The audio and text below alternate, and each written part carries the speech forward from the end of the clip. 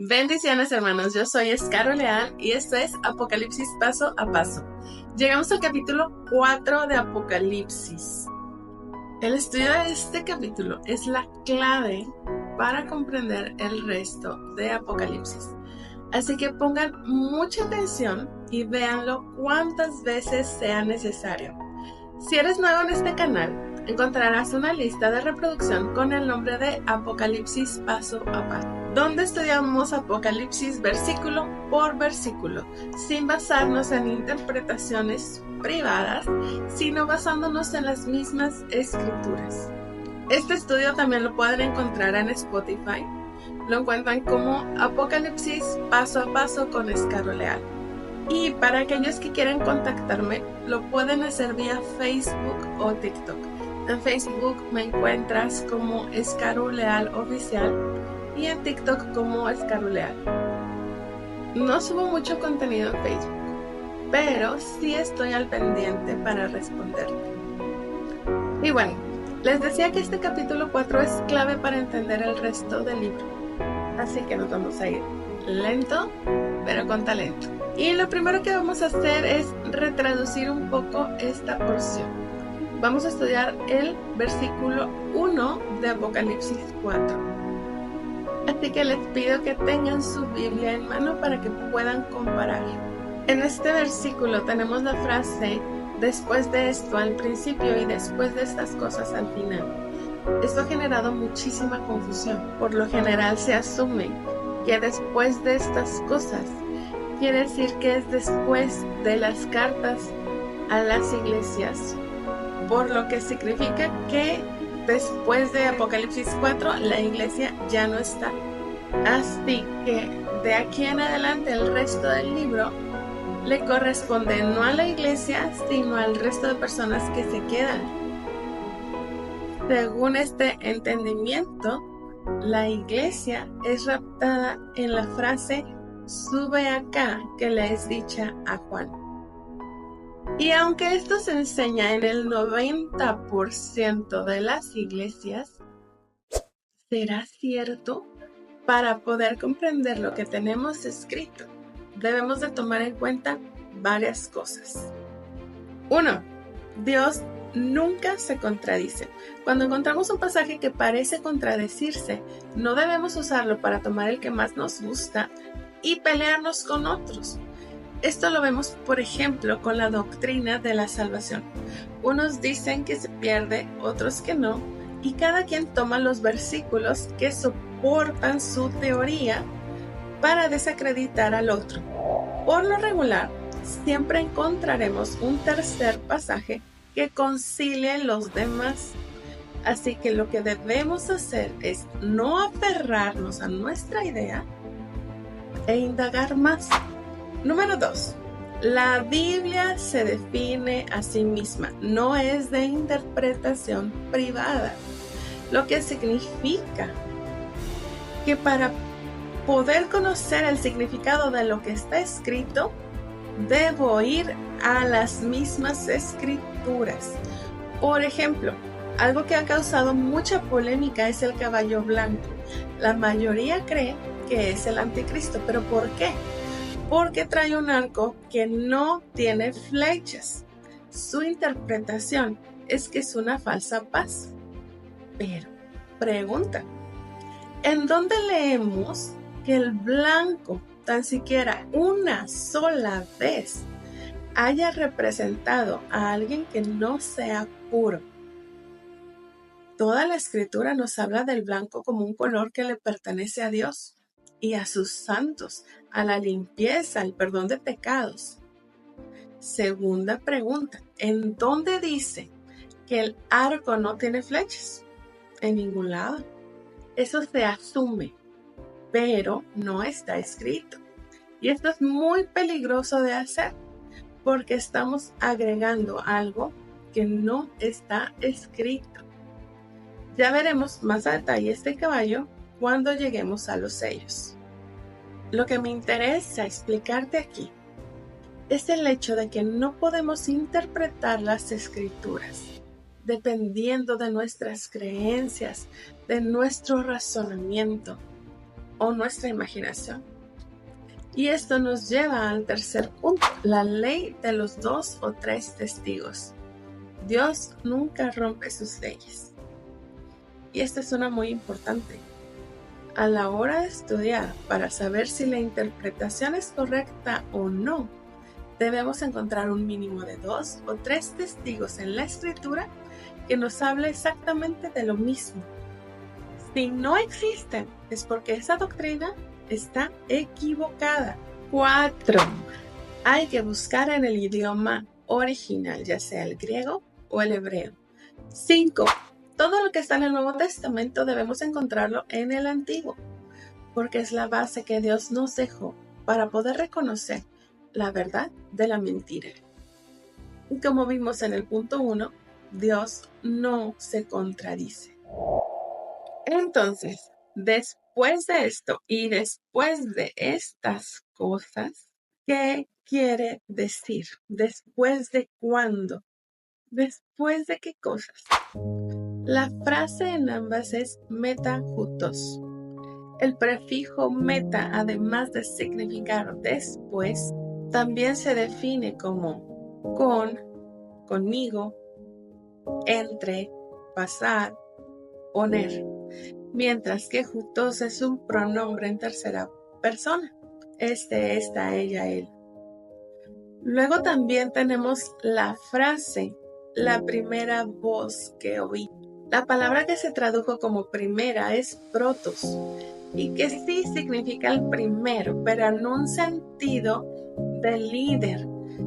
Primero como el principal, como el jefe, como de nobleza, como el mejor. Digamos algo así como el mandamás. Entonces, tomando esto en cuenta, la traducción literal desde el griego quedaría algo así. Después de esto vi y miré una puerta abierta en el cielo, y el sonido del primero que oí como trompeta hablando conmigo me ordenó diciendo: sube acá y te mostraré lo que es necesario que suceda conmigo. ¿Por qué quité después? Porque suceda ya está en futuro y no cambia su significado. Lo que Yeshua le está mostrando a Juan es lo que pasa específicamente con él. Traduciéndolo de esta manera, es fácil comprender por qué el capítulo 5 se trata del Cordero Inmolado. Entonces, sube acá, se le dice a Juan para que le sea mostrada la visión y las cosas que han de suceder después de estas son los acontecimientos que Juan ve que tienen que ver con Yeshua. Esta misma frase la encontramos en Apocalipsis 11:12, que dicen: y oyeron una gran voz del cielo que les decía: subid acá, y subieron al cielo en una nube, y sus enemigos los vieron. ¿Cuál es el contexto? Esto sucede después de que los 2 testigos resucitan. Después vemos que esto es el segundo año y viene aún un tercero. Después de esto leemos en Apocalipsis 11 del 15 al 19 que el séptimo ángel toca la trompeta, anuncia el reino de Cristo. Vemos a los 24 ancianos, el templo de Dios es abierto en el cielo. Es decir, este capítulo es un paralelo con Apocalipsis 4. Y cuando terminemos este estudio van a ver por qué les digo que es un paralelo. La frase, he aquí una puerta abierta en el cielo, ya la habíamos visto en los estudios de Filadelfia y Laodicea, la cual está abierta todos los días 24/7 para los miembros de la iglesia en Filadelfia, quienes representan una iglesia fiel, obediente y con fe, que ya ha padecido, por lo que ha guardado la palabra de la paciencia, ha padecido sin blasfemar. Vimos también que esta puerta quedó abierta después del sacrificio de Yeshua para todos los que hemos creído en él, y que los judíos tienen acceso una vez al año. Pero también la puerta abierta de la que nos está hablando aquí nos lleva a una de las fiestas, Moedim, santas convocaciones o tiempos señalados de Dios. Nos lleva a Yom Teruah o Rosh Hashanah. En esta porción, Yeshua le dice a Juan que le va a mostrar las cosas que necesitan suceder con él. Y en Rosh Hashanah o Yom Teruah, o Día de las Trompetas, se toca el shofar para anunciar al rey. Pongan mucha atención en esto y grábenselo muy bien, porque esto es lo que vemos en el siguiente capítulo, el capítulo 5 de Apocalipsis, y en el primer sello del caballo blanco. Lo que vemos en el capítulo 5 es la coronación de Yeshua en el cielo. La palabra teruah significa hacer un ruido muy fuerte. Esta palabra puede describir el ruido hecho por una trompeta o también por gritos de personas. Les voy a leer textualmente lo que el judaísmo enseña sobre Yom Teruah, mejor conocido actualmente como Rosh Hashanah. Y dice así: en Rosh Hashanah se lleva a cabo la coronación de Dios como Rey de Israel y Rey del universo. Según lo expresamos en la oración y petición, reina sobre el mundo entero. Tal petición implica la disposición de sintonizarse con total conformidad con la soberanía divina, que estamos preparados para una total sumisión al Rey Divino, al punto que la totalidad de nuestro ser y todo lo que se tiene pertenecen únicamente al Rey. Ahora escuchen esta parábola, que de verdad su significado es impresionante. Y dice así: se cuenta una parábola sobre un joven príncipe que fue secuestrado del palacio y fue criado como un campesino trabajando en el campo, lejos de la gloria y las riquezas de la casa del rey. Cuando el rey escuchó la noticia, envió inmediatamente mensajeros para que trajeran a su hijo al palacio. El príncipe no quería ir, no sabía nada sobre ser el hijo del rey. El príncipe, que nunca había visto nada más que una cabaña de pueblo, ni siquiera sabía lo que era un palacio. Pero los mensajeros del rey fueron persistentes. Le dieron al joven una muda de ropas apropiadas para un príncipe. Lo pusieron sobre un caballo y cabalgaron con él hacia la capital. Cuando el príncipe llegó al palacio, estaba muerto de miedo. Todo le parecía tan inmenso e imponente. No sabía qué hacer en un palacio. Pensó: soy un extraño aquí. Esto no puede ser mío. ¿Acaso el rey quiere relacionarse conmigo? Los mensajeros lo llevaron hasta una puerta y le dijeron que dentro de esa habitación se sentaba el rey. El muchacho estaba asustado. ¿Cómo sería recibido por el rey? Las puertas se abrieron lentamente. El muchacho vio al rey, el hombre más poderoso del reino, por cuya espada muchos han vivido y muerto. Temblaba de miedo. No podía acercarse. Y luego el muchacho se dio cuenta.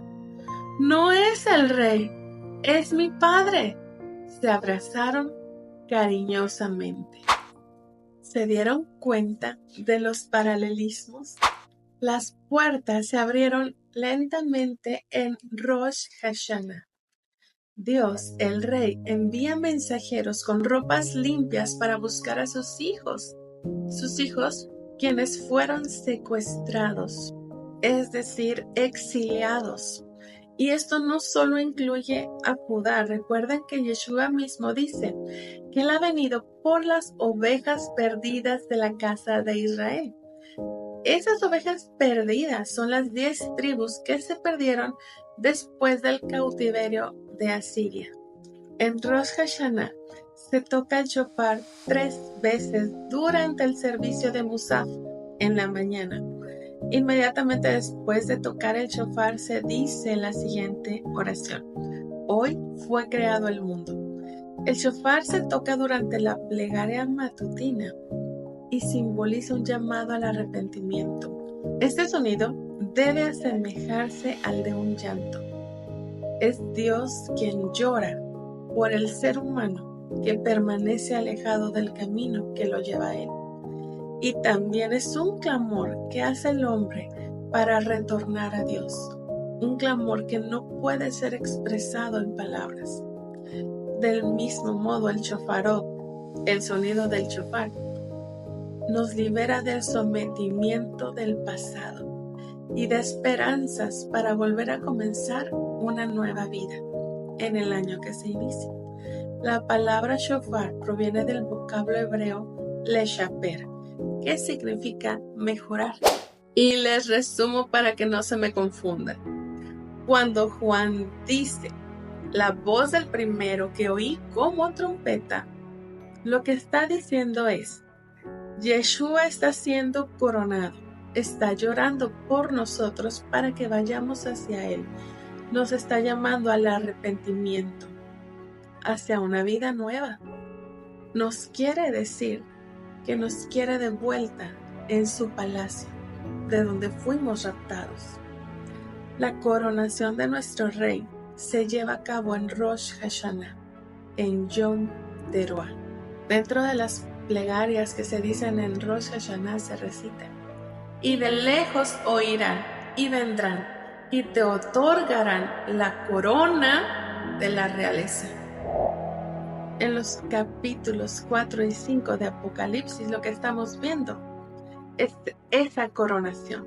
Esta coronación es en el cielo, mientras que en el capítulo 11 vemos esa coronación en la tierra, en su tierra, en Jerusalén. Por eso es que estos dos pasajes son paralelos. Lo que vemos en el medio de estos dos pasajes, entre que Yeshua es coronado en los cielos y posteriormente es coronado aquí en la tierra, es la tribulación. Es esa tribulación de 10 días que Yeshua le dice a la iglesia de Esmirna que debe de padecer. ¿Por qué? Porque desde Rosh Hashanah, Yom Kippur, hay 10 días que se conocen como los 10 días terribles o los 10 días del arrepentimiento. Y mis hermanos, es el tiempo en el que estamos viviendo, en el tiempo del arrepentimiento. No son 10 días literales, sino la representación de este tiempo que culmina en Yom Kippur, cuando somos finalmente perdonados, que es la explicación que el judaísmo da a la parábola que les acabo de contar. Este perdón no es individual. Dios quiere a todos sus hijos juntos. Así que desde el momento en el que se toca el shofar para anunciar el arrepentimiento hasta que todos somos perdonados, pasan 10 días hasta que llegamos a Yom Kippur, el día del perdón, para posteriormente comenzar con Sukkot, con las bodas del Cordero, el reino mesiánico, el milenio. Espero que este contenido te haya sido de bendición. Y si así lo fue, por favor, no olvides dar un like, deja tu comentario y comparte para que llegue a más personas. Si te quedó alguna duda, no dudes en contactarme, ya sea dejando una pregunta aquí en los comentarios o vía Facebook. Bendiciones.